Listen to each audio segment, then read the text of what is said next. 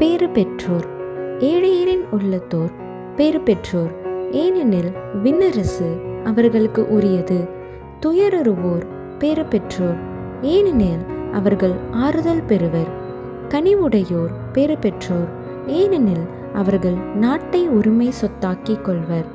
நீதி நிலைநாட்டும் வேட்கை கொண்டோர் பேறு பெற்றோர், ஏனெனில் அவர்கள் நிறைவு பெறுவர்.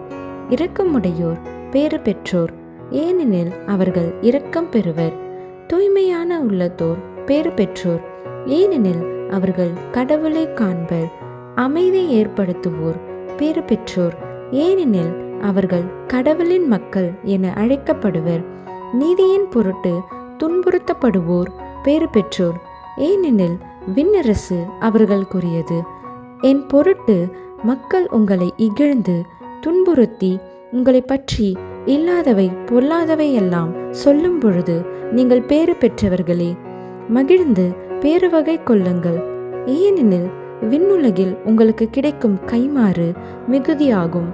இவ்வாறே உங்களுக்கு முன்னிருந்த இறைவாக்கினர்களையும் அவர்கள் துன்புறுத்தினார்கள்.